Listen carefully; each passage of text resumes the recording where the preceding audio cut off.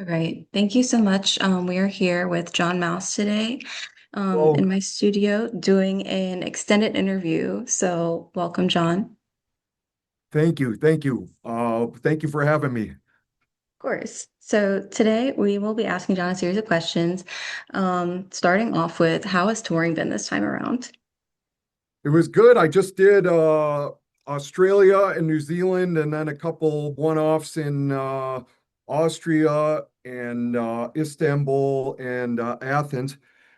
Uh, that was after a European tour and after the American tour, and before that there was a different European tour. So and then some one-offs.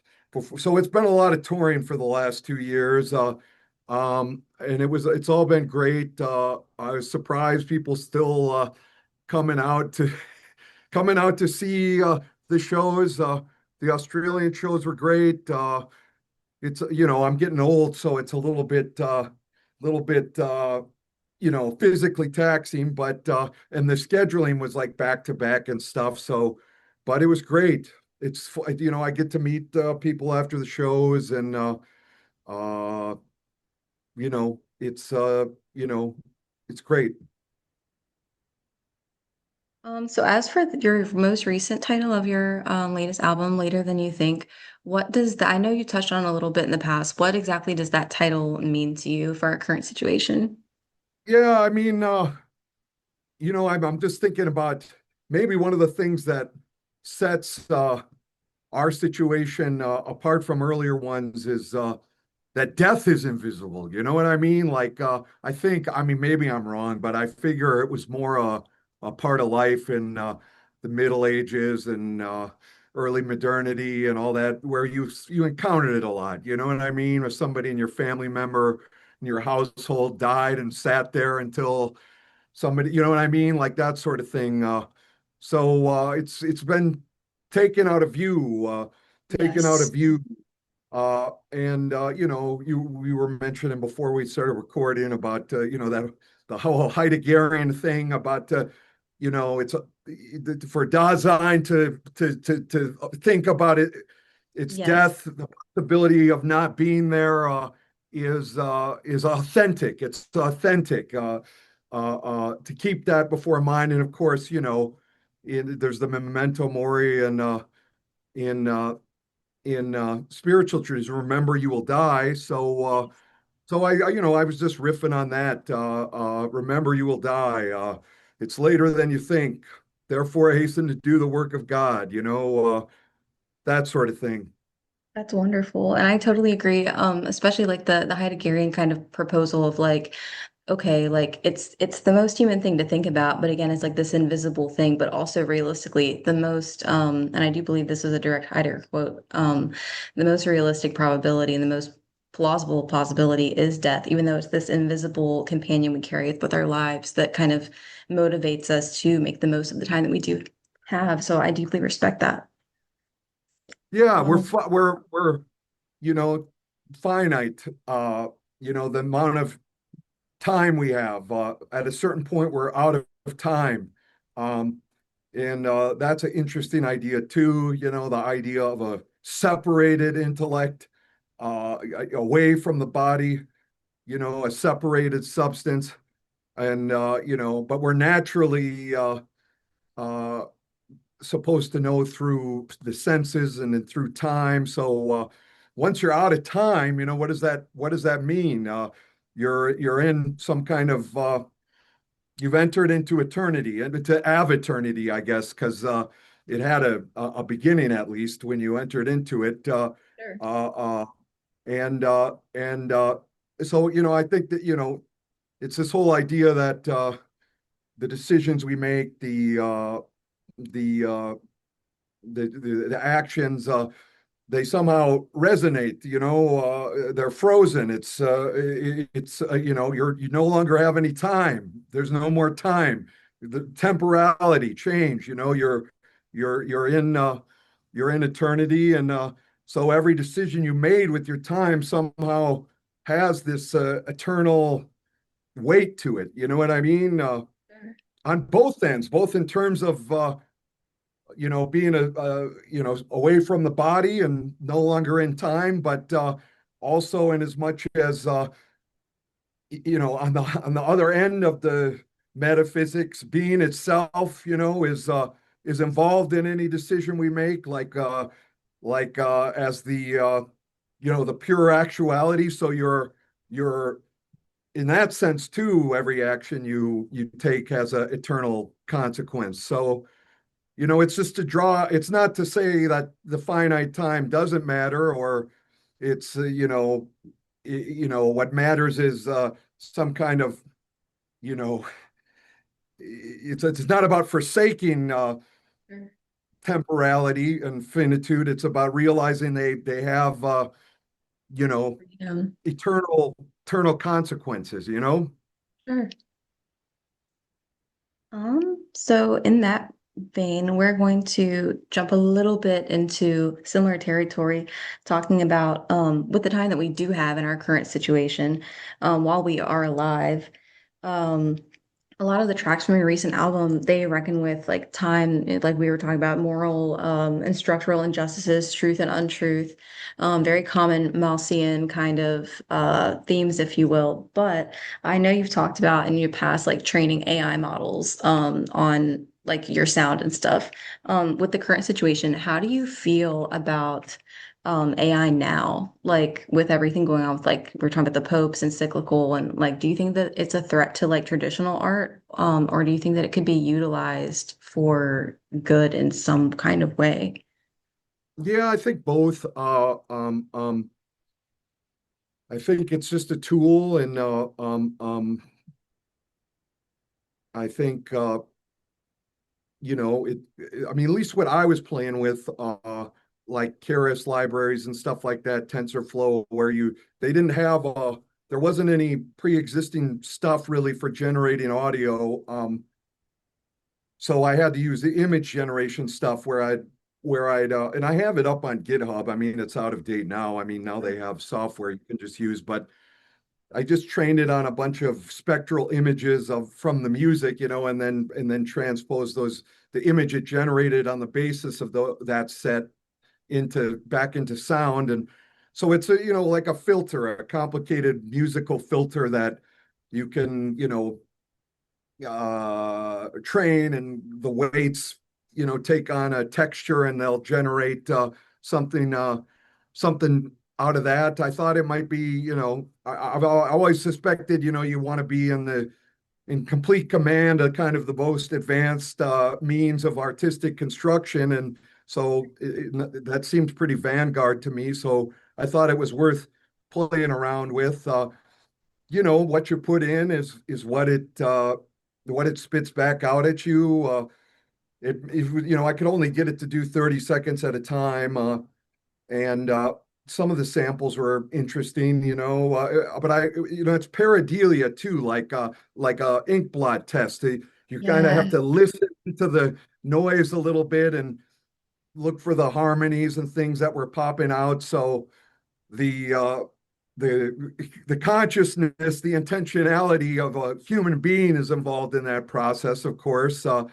Um, um, so yeah, I mean, I thought it was interesting, but then the first it was the image generators came out like Dolly and all that stuff, and then the LLMs came out, and then it was just kind of like ubiquitous and everywhere, and and I'm like, what am I doing here? I should just go back to the old-fashioned way, but I think like you said, I think I think it as a filter, as a kind of synthesizer. It definitely, you could probably do some interesting things with it. You could misuse it in interesting ways, but these things where like you make a country song or something like that. sure.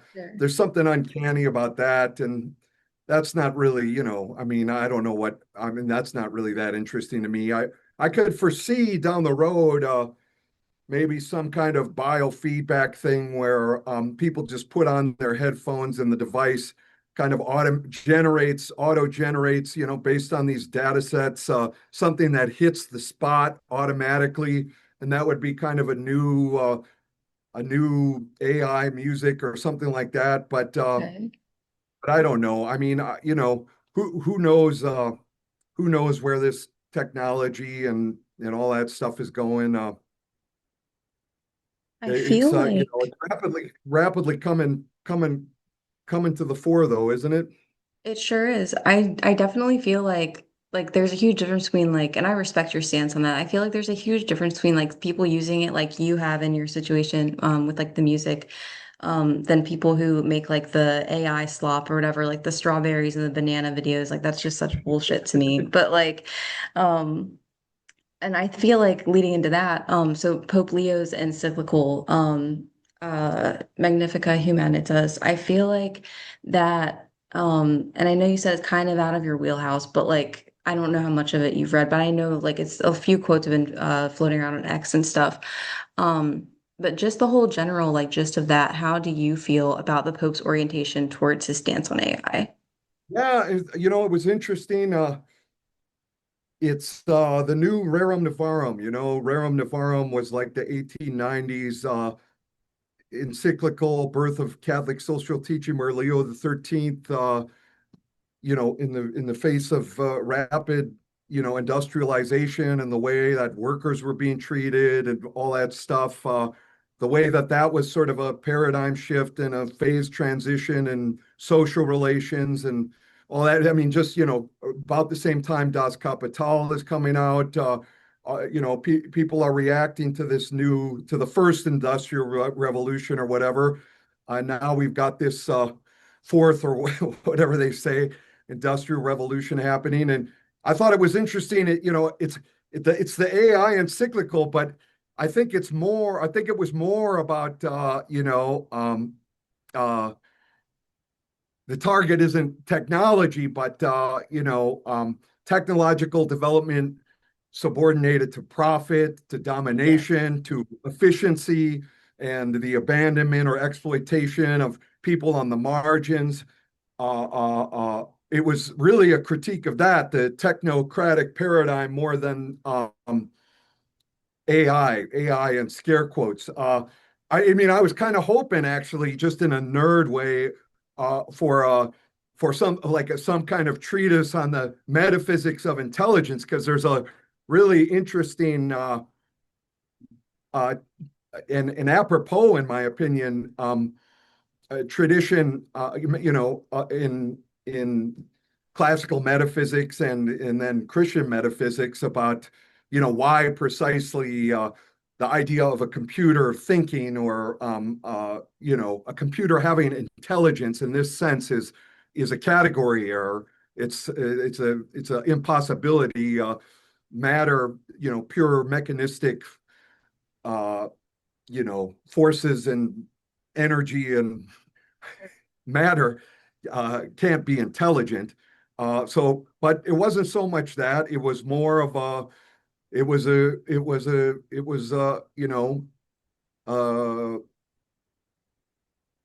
a call to, and using this vocabulary, the concepts that, the French theory and stuff that's kind of the status quo in humanities departments today, concepts that they've kind of tried to dissolve and hold up to critique, like the human person, the common good, justice, these sorts of things. So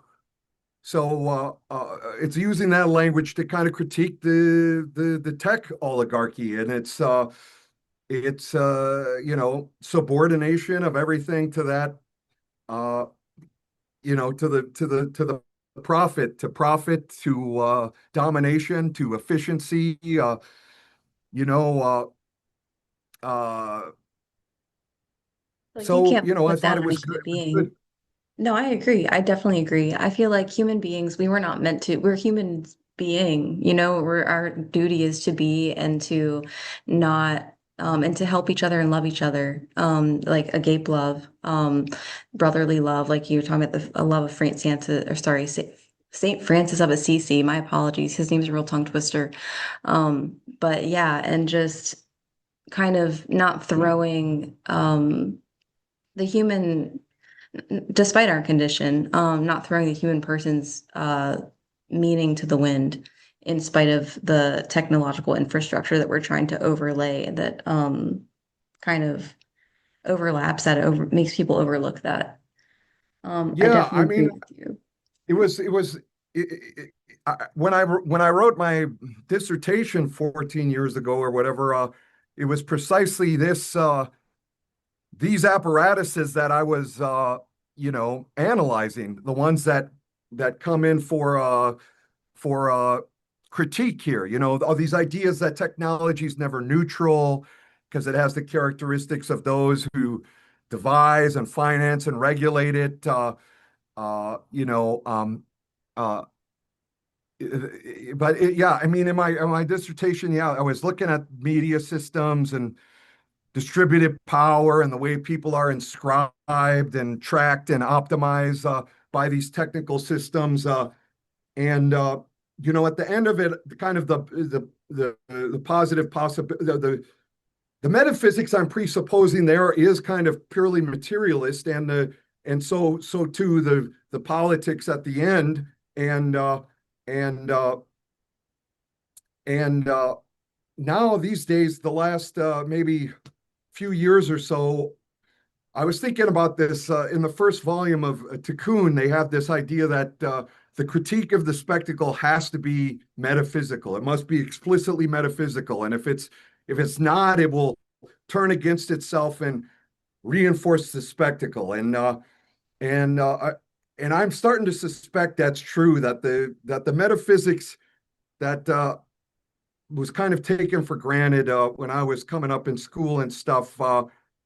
Maybe it's time to go back, and the encyclical doesn't really do this, but you know there's a line in Postscripts and Societies of Control where Deleuze actually says it could be that older methods from the societies of sovereignty come to the fore again. They're reimagined as a way to resist control, and so this is just something I've been thinking about. I mean, I've been touring a lot, so it's hard to read, but I've been trying to backfill a lot of the classical metaphysics. And then into the 20th century, the people that carried those metaphysics forward in conversation with, modern critical philosophy and this sort of thing. And and so within this framework, intelligence is something that's mental. It's not reducible to matter. It's not. They're not physicalists. The question isn't how consciousness arises from matter. The question is begins from consciousness. Phenomenology and Yes. matter is I something. How matter arises is more the question rather than how consciousness does. And when you mention love, like love is involved. There's co-natural knowledge. Like if I'm a chaste person, I know chaste things. Like co-naturally. You have to love a thing to truly know it. Uh, and then of course, So yeah, this is Rousseau and Marechal, Blondel, Maurice Blondel, and then up through Karl Rahner, also in any act of knowledge, in the conversion to the phantasm, there's the Vorgriff, there's the pre-apprehension of being. So we're always in some relation with being itself, which, in classical theism, of course, is another name for God. So I think I haven't like developed it or teased it out, but I think in this classical metaphysics and in the 20th century figures, the transcendental Thomists and stuff who were taking it seriously in light of modern philosophy, there's something there that could be a good weapon, a weapon for thought against the societies of control. I want to touch on something you said really quick. Do you think that with the ontology of science, do you think we have it wrong? Like, do you think that like you're talking about like how um consciousness arises or the opposite actually, like we think that like matter arises from or vice versa. Do you know what I'm saying? The inverse to Yeah, the I know what you're outverse. saying, and honestly, I'm not. I don't the Anglophone philosophy of mind stuff like Dennett and Searle and all that. I'm not, I'm not ultra familiar with it. I think they're all physicalists. They all think it's finally reducible to neuronal states and synapses, and it kind of arises out of matter somehow as an epiphenomenon. I think that's one of the functionalist epiphenomenon. Sure. Some of them are eliminativists. They think it's just an illusion. There is no consciousness, which to me is just absurd, you know. Yeah. Um, um, but they're all committed to a naturalist metaphysics that if it can't be explained in terms of material and efficient causality, then it's just a mythology or whatever. But then, you have Husserl and phenomenology where they begin from consciousness, from intentionality, from and then also, of course, the classical metaphysics where being and intelligibility are what is it? The same as for thinking as for being. I think Sure. that's Parmenides. Um, um, there wasn't a hard problem of consciousness here for them because that's the basic thing. That's the fundamental thing. Is this mental?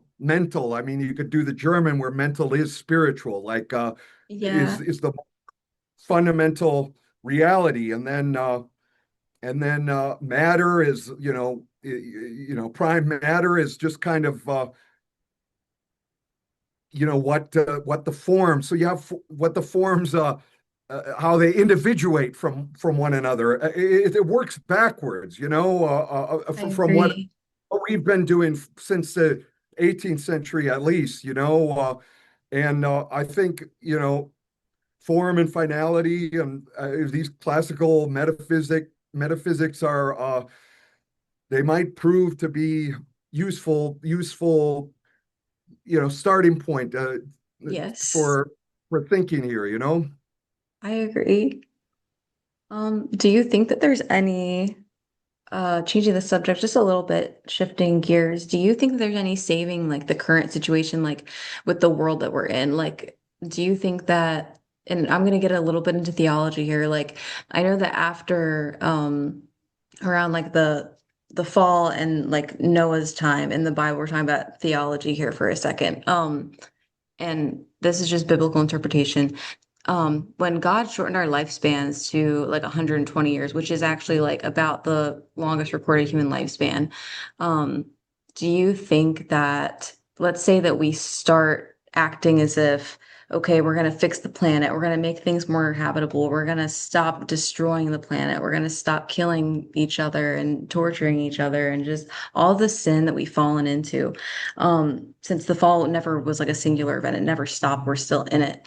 Do you think that like there's any saving the current world that we have fallen into? Obviously, we can't change mortality, but like, do you think that we could possibly like if we start to use our lives for good, that it would extend this mortal coil that we're in and we could actually start to use our lives for like the greater good to save ourselves and others, especially others? I mean, they talk about the eminentizing the eschaton, like it's finally like an antichrist temptation to make this side of things somehow comparable to the beatific vision, like that's impossible, of course. Uh, Yes. uh, but uh, but uh, but then you can return to the encyclical. It doesn't mean that the church or uh, one another we're not concerned with the concrete situations of people and doing what we can to wipe away the tears, so to speak. I mean, practical, concrete, uh, you know, and that's what the encyclical gives. I mean, it's not. It says, it gives a disclaimer at the beginning, like this isn't about, it's addressed to all people of goodwill and the questions of eternal life. That's not what this is about. It's about the concrete situations of people. And here are some of the things we can do. and it invokes these, like I said, it invokes concepts that have come in, have kind of been, at least, since the 60s, especially, kind of dissolved a little bit. But, solidarity, subsidiarity, the universal destination of goods, the common good, like uh, attention to the people being exploited and neglected by the apparatuses at play here, like Sure. by by by by you know striving to do these things, we can certainly mitigate some of the suffering, especially for, people at the margins, the people mining the minerals and, you know, in the chip supply chains and all that sort of thing. We could try to make the conditions, we can strive to make the conditions more human and, you know, uh, make sure that the profit motive and all of that doesn't come at the expense of humanity, try to alleviate the inhuman conditions, dismantle those structures, that sort of thing. Yeah. It's what it calls us to do, some in a practical way. So I think, no, obviously, you know, I mean, there's two things here. There's the social, there's the practical. That's what we're talking about. But if you want to get theological, yeah, I mean, it's weird there because without the without the revelation, I understand that people who would listen to us, it's like it's what is it? It's like cartoons or something. It doesn't make any sense. But but yeah, I think the wound, the provisional dualism of the nothing of evil and the divine. The battle there has already been won, and it's present in mystery here, and it's just by theosis and so on. We can we can have a foretaste of the beatific vision and even on this side of things and yeah, I mean, but no, finally, I mean, until the end of time, there's going to be there's going to be it's not completely one, you know what I mean? Mhm.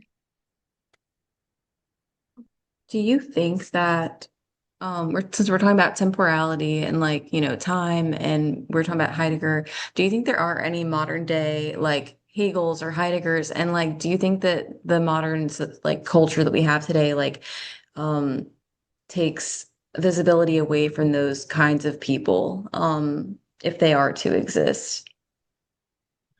No, I mean, I don't, I mean, there's there's lots of people, lots of different thinkers and stuff like that. I mean, I don't, I've, I mean, we have I've been, you. like I said, yeah,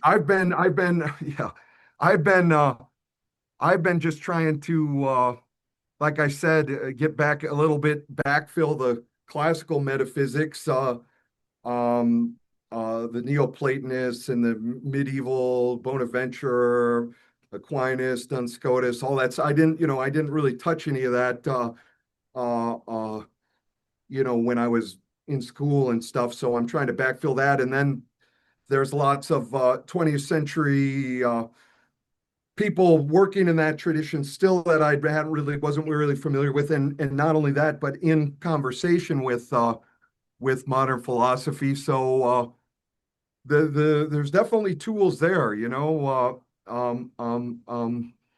uh, to sharpen our thinking, Sure. Thank you for that answer. Um, how do you feel about, okay, we talked about this a little bit before we start recording. How do you feel about Brian Johnson? This guy wants to live forever. He's kind of like modern day Gilgamesh. He seems like a very nice guy. And I don't think there's any wrong in trying to extend your own mortal coil. If the goal is to help, like you said, kind of not to it's blasphemy to try to forge heaven on earth. We can't do that. We have to come to fullness with God and accept our situation for what it is when our time does run out. But um, if he's trying to extend his moral coil so he can live forever, quote unquote, which is totally impossible, he's gonna fucking die. Um, but like, how do you feel about that? Yeah, I mean, I think it's absurd. I mean, to understand immortality as an endless prolongation of biological life, I think that's kind of absurd. We were talking earlier about the gift of finitude and being thrown towards death. It makes everything, all our actions, have these eternal consequences in the face of that. Like, no, you're gonna die, man. Like everybody's gonna die. Like so, yeah. And the whole scene where like it's very much a sort of embodiment of all the presuppositions that we're critiquing here, that the encyclical was critiquing. Like he subjects his whole, takes his enzyme levels and all that. You know what I mean? Like pays it, like Yeah. goes in the bubble and then has the mushroom jam on Oh, live yeah. streams that and yeah, no, I mean that's all extremely foul to me and you know, just a little bit disgusting. It's at a far end from what my suspicions are in terms of what it means to live well and what's important and all that sort of thing. That's a great It's not answer. not to make your body go on for 700 years or whatever. You know what I mean? Right. I mean, we do get the time that we have, and I think that is so important because like that's really all you know that you have. We have a lifespan and it's about what we do in that lifespan that counts as something. And if he's not trying to, I don't see anything about this guy going out and being like, hey, I'm gonna go donate and no shade to Brian Johnson. I don't know what the hell he does other than try to live forever. But like I feel like it would be a little bit more justified if he's like, oh, I'm gonna go out and donate some of my money, my millions of dollars, instead of trying to extend my own life. Why don't I try to ease the suffering of those around me in this life that we do have and we share it Yeah, together? imagine if he did that with his crypto money. Yeah, He, that's a, I mean, I mean, at least in my opinion, my suspicions, like that's a, to alleviate the suffering of those around you, like that sort of thing. That's the works of mercy. That's a, that's a beneficial use of your finitude. You know what I mean? But absolutely. it's to hook myself up to a bunch of machines and turn into cyborg man. Thing about how great the cyborg is and the machine is, and I mean, it's a conceit that isn't new either. I mean, I'm sure I've read stuff from the 1800s where they thought some kind of endless biological life was just around the corner. I mean, it's uh, it's just it's absurd, is what it is. But I guess if your worldview begins and ends with matter, what else? What else? What else can you do? It's a So great there's a answer. metaphysics that's being, on the basis of that, metaphysics on a naturalist metaphysics. I guess it makes a strange kind of sense or whatever. In his mind, I get what you're, yeah, with like that perspective. Um, so like jumping to some things that you have touched on in your past, and I'm sorry for jumping around here, but in some of your past interviews, you have talked about the misuse of World War II equipment in sound technology. I'm just curious, like, were you talking about like this like metaphysical kind of like psionic phenomenon or like something else? Yeah, no, something else that comes from Friedrich Hitler. That's what he said rock and roll is a misuse of World War II equipment. And he traces like, what is it like hi-fi stereo systems coming out of like radar and submarine tracking in World War II. Uh, some of the tape machines. I forget the exact genealogy of how a lot of the equipment that rock and rollers misused comes out of development of weapons technology in World War II. And I thought that was I'm out. I haven't done enough of it lately. But just thinking about our music, the post-war music. I mean, there's precedent before, and they were already recording music for a while. But I really think, especially after World War II, and then especially after '68, you know, uh, pop music, the kind of ubiquitous music of our Milo or whatever, comes into its own. And I think it's interesting the ways that it differs from musics of other situations. Uh, uh, you can make those comparisons to help set it in relief.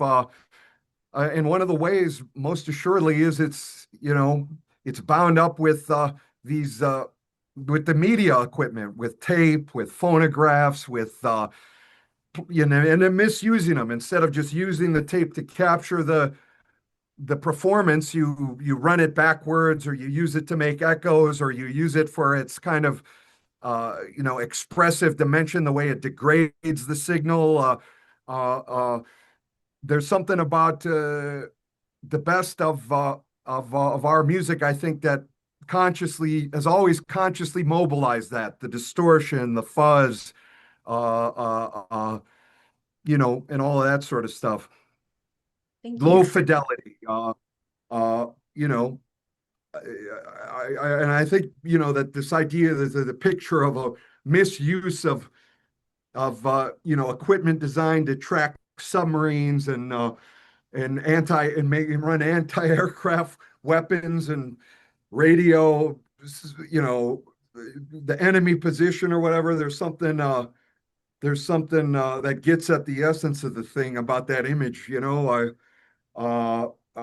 all music, all art, it's always in a moment, in a historical moment, and it's certain ways it's mirroring and serving the state and the structures of power, but in other ways that its very best, it's always resisting it and imagining something else than all of that. So I don't know. I think it just gets at all of that, that image of the misuse of World War II equipment.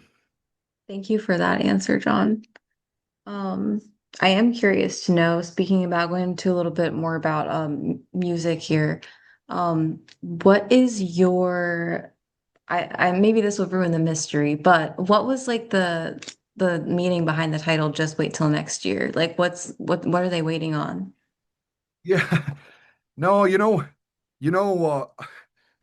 it's just random. Like, so I had like the album Songs, which is Yeah, coming up on 20 years, and we might do something for that. Um, awesome. um, um, it was everything I'd kind of done, or not everything, but the what I considered the best of what I'd done between like 99 and 2005 when it came out. And all of these songs had names, like, and that one was called Teenage Love. I mean, that's what it was called. And I thought it was a stupid title. So I just kind of, what was the other one? There's like all the titles on it. Like Cowgirl was called Cowgirl. I forget now even what I called it on the album. It's something like, I forget what the actual name of the song on Songs is. Uh, uh, but there's a couple of them like that. I just like, I can't call it Cowgirl, Sure. so uh, and I just randomly chose stuff. So just wait till next year that was just one of those. Like, I couldn't call it Teenage Love. That sounds like the '90s. That sounds like some bad grunge song or something like that. You know what I mean? This is like 2005 me or whatever. So I just Yeah, randomly changed them. There was no more thought to it than that, unfortunately. that's fair. See, And then you there's Grandma Peter Pants. What did I call that one? It Takes Time. Well, that makes it sense takes because time. it takes time. is actually something I say in the song, but you know, it was like one of those deals where I just kind of last minute upset the rhythm was putting it out. I'm like, I got to come up with names for these, you know? So it was just like that. Is that one based on a true story? Did your grandmother pee her pants? Well, you shouldn't speak ill. It serves no good whatsoever Vulgarity, sure. confirm or deny that story. Although I would say that the slot machine is a very specific reference there. Okay. My music, none of it's on the Instagram right now. Like, can't use Yeah. it for reels because Wixen, the publisher that owns it, is having some beef with Meta, with Zuckerberg. I mean, it's not just me; it's whoever else is on there. They're much bigger people, so hopefully they get that settled soon. I've just made me think of it because my plan is when they announce it, I'll make a little video saying, oh, it's back up. You can use it. Yeah. So for example, if your grandma pees her pants, you can use and it Yay. takes time. I'll try to think of it. What are other ones I could do? You know, if I don't know, whatever. Yeah. If your pets die, like If there your you pets are go. gonna die, I always feel bad. There's people that come up after the show and they're like, "My pet did die," you know. It's so sad, you know. But that's what it's about. There's another death. You got the death and time. That's a common, you know, a return to it. You know what I mean? Yeah, and I love that you reckon with that for your music because like again, like in the West, we are taught so much to like deny this like, death and mortality. But again, it is just like this like Yeah. invisible companion that we carry with us and it inspires so much. Like you said, it drives it home with the music too. Right, right. And I think I said at the time, that's the reason pets is because that was my first memory of death, like was the death of a cat. You know what I mean? Like, what do you mean it's gone? It's not, it's in the ground, like something, it's just so horrifying. It's so horrifying. But you were talking about earlier about theology and this side. I mean, for Christians at least, the death has been vanquished. You know what I mean? So there's that. I mean, that's the Easter hope.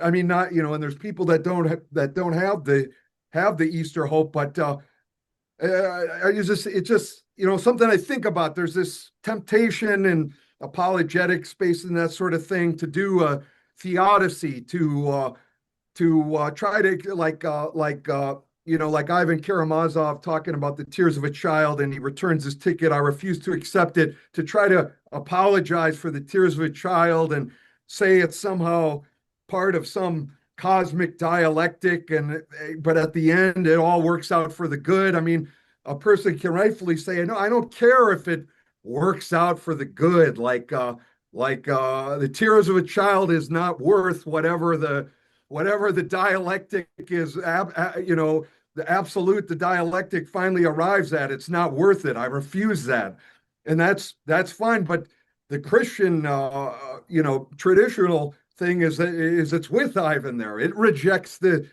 tears of the child. When Christ appears, it's not to well, hey, look at this leper is part of a grand dialectic, and he has to have leprosy because in the end, it will save other people and it works out good. It's not that. It's that he heals the leper. When he Yes. encounters the sick, he heals them. When he encounters the dead, he raises. It's not. It's anti-theodicy. It's anti this sort of deist, best of all possible worlds. There's a provisional dualism right now that's coming to an end. It's being overthrown. You know what I mean? The kingdom overthrows it. And death is the last enemy. There you go. Actually, love that. Thank you for that. It's like that quote that's like, until death all defeat is psychological. Also, and I want to touch on this really quick because I do think this kind of ties in. I feel like a lot of people nowadays are like trying so hard to be like they want to play God so bad. And it's like you see people like, like Antichrist figures like Peter Thiel and like fucking Elon Musk and like all these and like world leaders, we can say Trump too. I don't mind throwing some of their names out there because it goes back to this corporate greed kind of thing that like tramples on the soul of humanity. And in that vein, I'm thinking like we're making a comparison here, like, these people want to play God, and then like how many people are willing to be like Christ though, and Yeah, take that this is theosis. That's suffering. exactly right. It's the Yeah. opposite of that. Whoever will be first will be last. Last, If you yes. you have to lower yourself, and I get we could get into the Nietzschean critique of all that, but but but it's not. It's the exact opposite of Peter Thiel and Elon Musk and Donald Trump because it's humility. It's it's uh, it's it's not that sort of pride, Yeah. that's satanic, right? Yes. You've seen the Gentiles lord it over each other, but it shall not be so with you. Whoever will be first should be last. You should, that whole. It's the paradox of the gospel. It's the transvaluation of values that it marked. Was right in a sense. It casts off all the archons and the principalities and the rulers and the dominionships, the fate, the gods, the gods. It's the only true whatever twilight of the gods is the gospel. It's the true twilight. There's no other twilight of the gods. You're always mixed up in that cosmogony unless you're in Christ. I mean, at least that's the Christian perspective. Sure. And thank you for being so like willing to like I love that you're willing to like talk about like especially in today's age where so many people are like, oh, we can't talk about our beliefs. Like it's very admirable that you're very open to, just being very Well, you don't want to forward lead in with your your faith. chin. I worry that I stammer too much or I'm too apologetic, but my logic isn't, at least from my own perspective, isn't cowardice. It's Sure. prudence. I understanding we're in a post Christian milieu, where the tacit assumed, metaphysics is this one we inherited from the 18th century, of its pure materialism, just to such a dogmatic point that even if setting aside religion and revelation and all that, just classical metaphysics, it's a non-starter from that standpoint. So you got to understand where you are and try, just be prudent about it, I guess. Sure. I don't know. Yeah, I don't know. Um, I want to ask you really quick, kind of on the same vein, but um, that historical element of like a work that transcends time that you've mentioned before, do you think that you achieved that in like any of your own personal work? And if so, what would you think that that would be? No, I don't know. I don't know. It's what you're always trying for. I think in a certain way, our music has lots of strikes against it from the outset compared to musics of earlier epochs on a lot of levels. I mean, if we can stand outside of history, if we can, which is an impossibility, but and try to just imagine sort of a trans-historical evaluation of things, already, the post-war popular music is at a immense disadvantage, compared to like Viennese classicism or something like that. But also it could be we're at the end of humanity that even thought all this technocratic stuff we're talking about just will totally, man, ever more continue to exorcise all the ghosts from the machine, and it'll just be like this Deleuzian metaphysics. It'll just be this plane of eminence at different thresholds of intensity with which that's another thing I've been thinking about. Like he wants to hold up eminence, but he's holding up the least eminent things of all, like difference and flux. And these are the least eminent things. But anyway, so the hope and faith in me, I have to imagine that the humanity will persist. But if it's finally just flows and information and matter that can be exploited and optimized, I don't think any of our soulish art will hold any appeal to the cyborgs that emerge from that. You know what I mean? Emerge from that.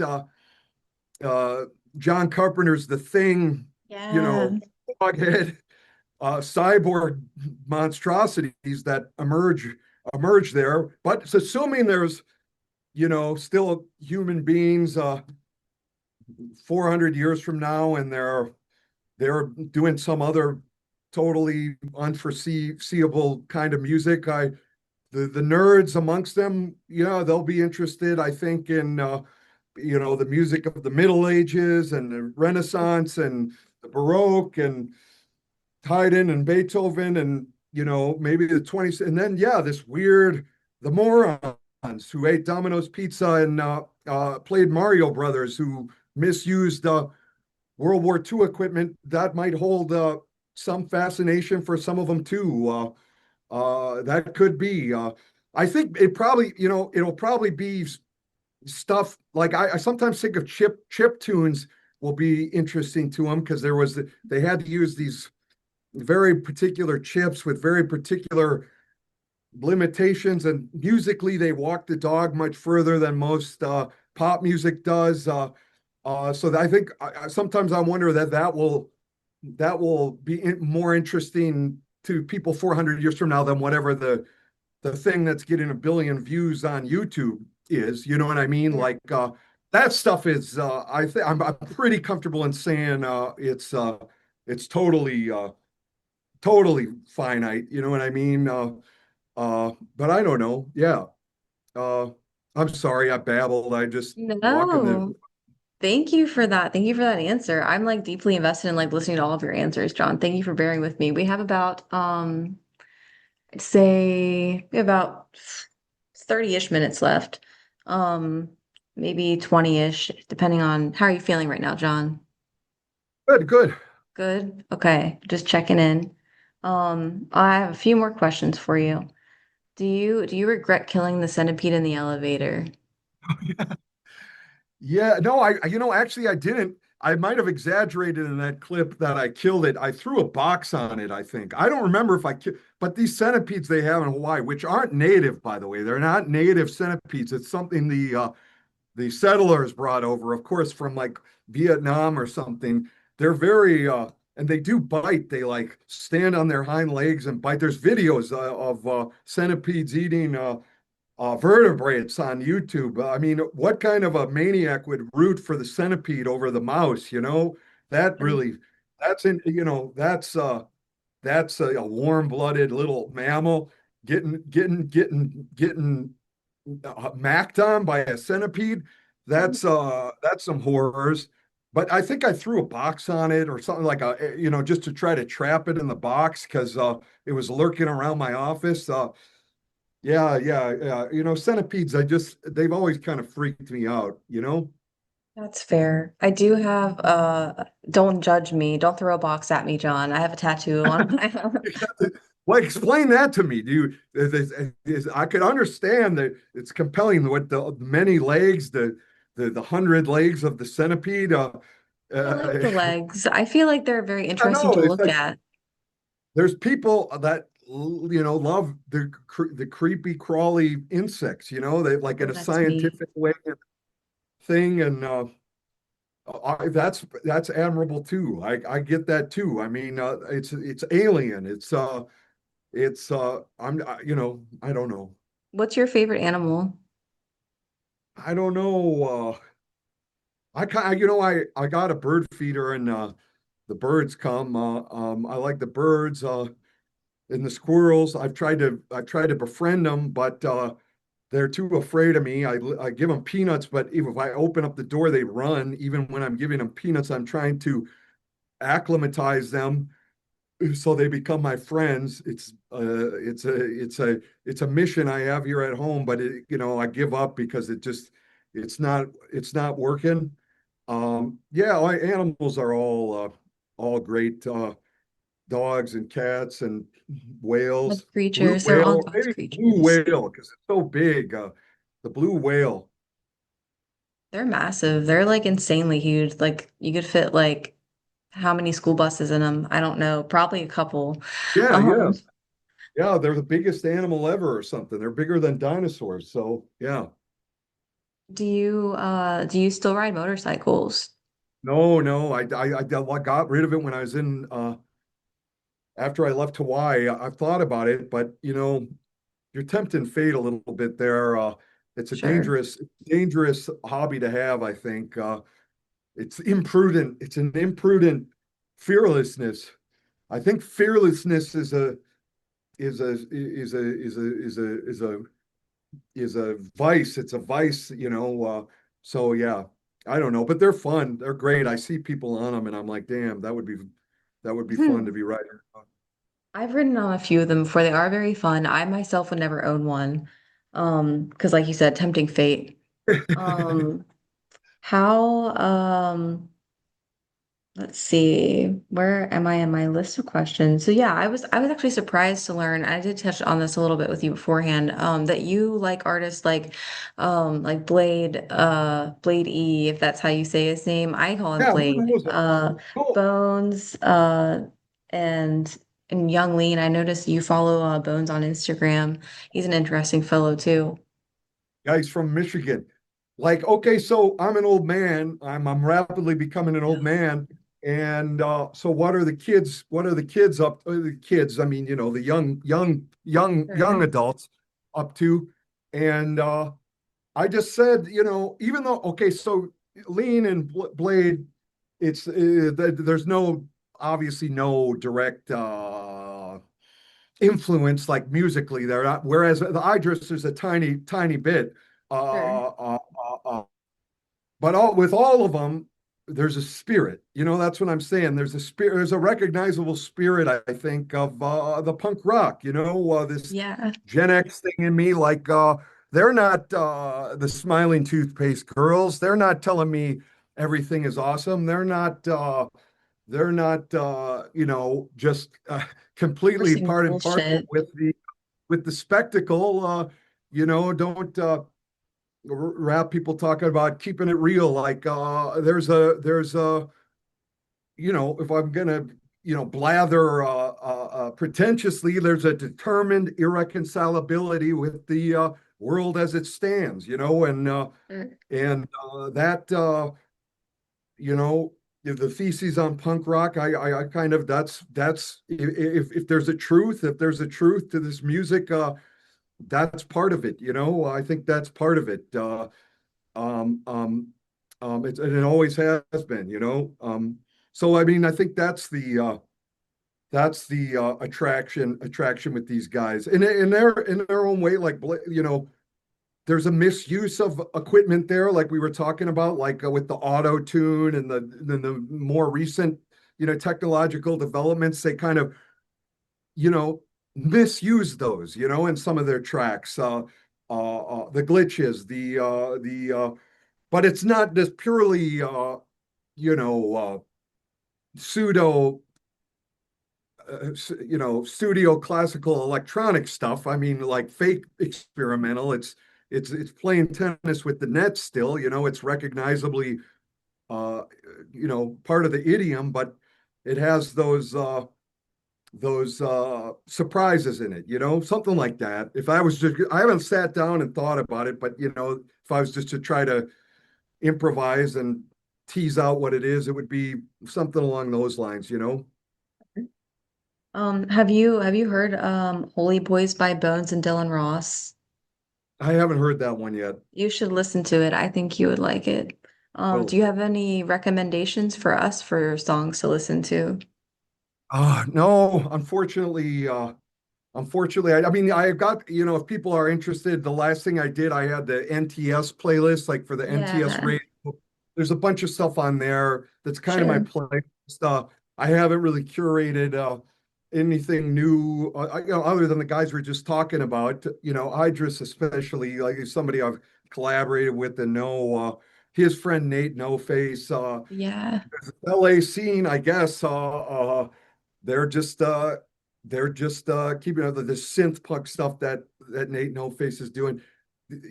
I like it, just ties in with what we were saying earlier. I just it's an antagonism, recognizably, an intervention, a musical, and it's drawn from lots of references, and yeah,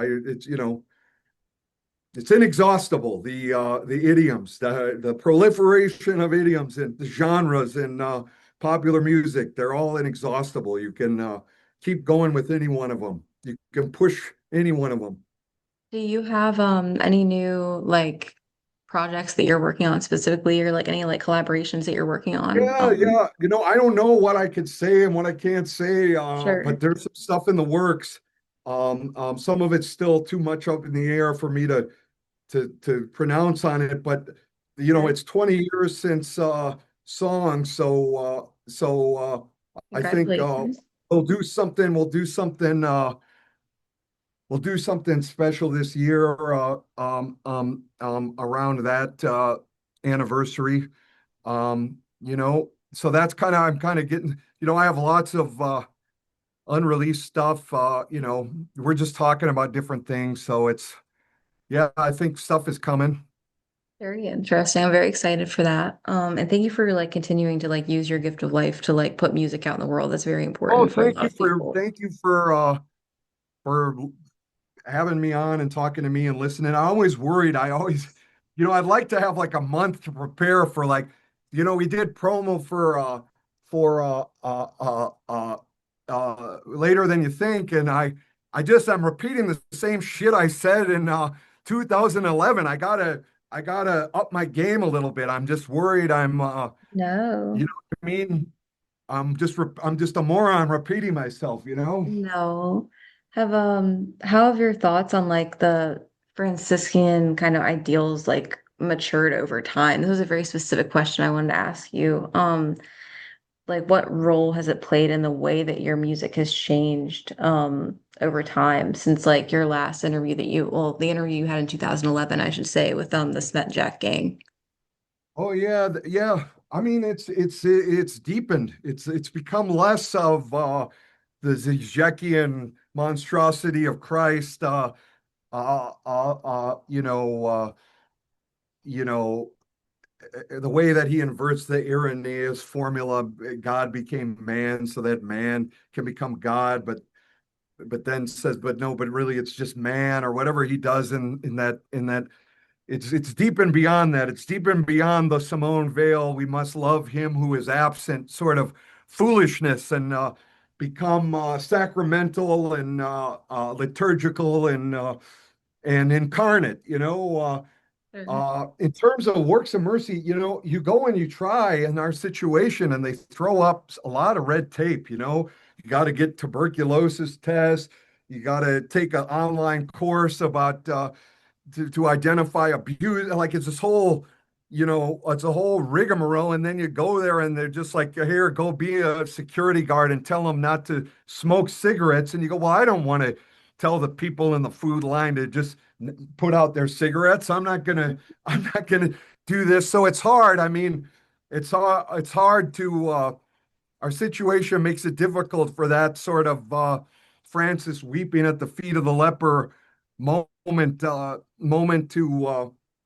event to occur. But I guess all we can do is be ready for it. But then Yeah. there's the other side of it.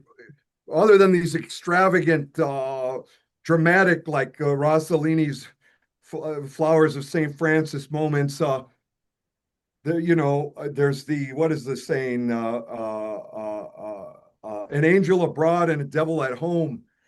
So much of it is about people in your immediate. Maybe for some people it's easy. They go wash the feet of the leper, but then they're a dick to people that are closest to them, and so you got to start. You got to start there, and that's there. You go. There's Teresa of Lisieux. The little way. The little way. Just the gentle act of of kindness, and that's she, she had her old thing, a story of a soul. I'm never going to be Ignatius of Loyola. I'm never going to be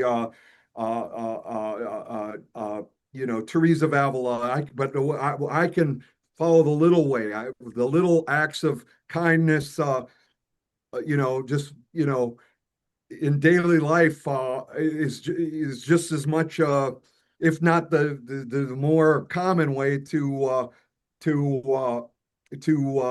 for towards theosis than the grand Saint Francis throwing himself in a thorn bush and building a snowman family and all that stuff.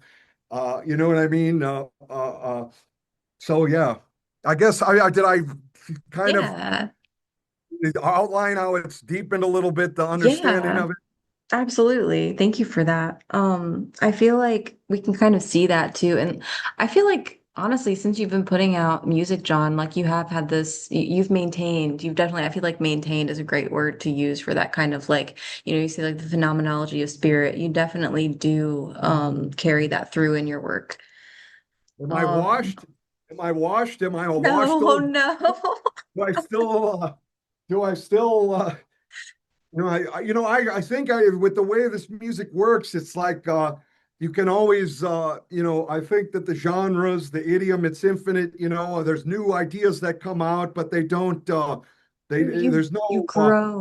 historical progress in the old sense. So, it doesn't. It's not like one thing renders another obsolete. Sure. There's different fashions in terms of what's mainstream and popular, but in terms of the questions of the music itself, there's room for all sorts of researches. Sure. And I wasn't trying to reduce, that was not a reductory comment. That was Oh, no, like no, no. you've, I was me. I was just, sure. I was just, digressing. That's fair. So I do have just a couple more questions for you, John. Thanks for bearing with me. Um, let's see. These came from another fan who had asked me to include some important questions on, but I thought, okay, why not? Um, in our current day, what scares you the most? Oh, Loaded I question. mean, I guess it is, related to the whole, the whole, thing we've been talking about. It is these apparatuses of control, the way that they can predict and affect, modify behavior. Yeah, They have outrage loops. They control visibility. There's the misinformation. It's just kind of this. My dissertation really operates on a molecular level for the first time. It can not only predict but affect. And I think about the Million Dollar Extreme, Charles Carroll. He coined the thing the raped. It's like it summarizes this whole blasphemy that we're in the midst of. But I'm not totally hopeless about it. I always think there remains the horizon and the human, and it wraps in with the encyclical nicely. the positive The possibility common good, despite the horrors. solidarity, the subsidiarity, the crucified and risen, Sure. faith of Easter. There's ways to overcome. Thank you for that. Um, if anyone can take one thing away from your music, what would like and your performances, like with the hysterical body, like what would that be for you? What would you hope that someone could? And I know it's like you don't want to take credit. The thing about your whole thing is like you don't want to take credit. How could we take credit for something that we don't even we're doing the work through God. It's never the other way around. Well, God is doing the work through us as well. So it's not to say, hey, John, be prideful in your answer, but if anyone could take something from your work, what would you want that to be? Yeah, I mean, it's tough to say, but I mean, I guess like there's somebody that's doing their best. You know what I mean? Like, Sure. like and how that looks, whether it looks absurd or it looks beautiful or it looks angry, you know, rage. That I can't, I don't know about any of that, but just Sure. like I'm not playing games, you know what I'm saying? Like I'm not trying to Yeah. waste people's time, it's not just another imposition in that sense. Uh, you know, like trying to give something, something real, I all the cliches, Sure. What does the real look like to you? Like, what is that? I know it's like the underlying truth, like versus like the untruth, all like the forsaken, like beaten down bullshit that we have to deal with in the world. But like, what's like if there's anything that transcends death, what do you think that is? love does. Yes. Love Love is real. is yeah, it's real and it's more powerful than death. Um, um, yeah, finally, right? I mean, we could go down a whole labyrinth, but I mean, my personal belief is, yeah, that's the absolute. God is love, and anybody who abides in love abides in God. It's more powerful than all of this, and it's appearing. It's coming into the world. It's overthrown all the nothingness already, and it's already an accomplished fact. And it will, at the end, it will be transfigured or whatever. I don't know. Fair enough. Thank you for that. Um, let's see. So, sorry, there's like fireworks going on out here. My bad. Yeah, We're I'm wrapping thinking up about soon. fireworks this year. I might get some fireworks. They're really bad for the environment, actually. Like animals get really scared of them and stuff, and like birds like drop out of trees and Damn. die. So yeah, Crystal storms are just crazy when during I've never seen anything like it. They're just blowing off everywhere. So, but yeah, thank you. I didn't know that. be mindful of that. Um, but I think one of my last questions for you, John, is, and thanks for sticking till the end. So like with your title, The Peace the Earth Cannot Give, second to last question, actually, The Peace the Earth Cannot Give, that's taken directly from, I believe, John 14:27. Um, Yeah, I give you peace, but not as the world world does. gives to Yeah. you. And that's so I want to dissect that for a little bit. So just for a second. So I know you titled it The Peace the Earth Cannot Give, but like the earth is like the real natural organic thing that we've like put this human imposition like upon like this. The earth is like it's just as sacred as it is cursed, right? But like the world actually in etymology, like etymologically speaking, is like it means like it literally transfigures into the dawn of the age of man. So like the world is really like the bastardized, like blasphemous, what we've imposed upon this natural Yeah, organic I thing. haven't done a deep dive into the Greek etymologies here, but the earth here would not be like whatever the Latin humus or whatever, like earth, Sure. like that's good. Of course, it's cosmos, but of course we have cosmology and like Carl Sagan cosmos, but in the Greek cosmos or the way John uses it, it's Sure. what's passing away. It's the rulership of the archons and the principalities and the thrones. That's what the cosmos is. And that's the word there. There's different words that in English we translate as world there. I think but in this case, the world did not know him, even though I don't know. I'm just riffing on Sure. world on the. I prefaced it by saying it's not something I've done a deep dive into, but No, that's fair. I was um, just wondering if that was like an intentionally, like if you had like done that like intentionally, or if that was just like how like the song title came together. Um, but I do, yeah, the I world does not know.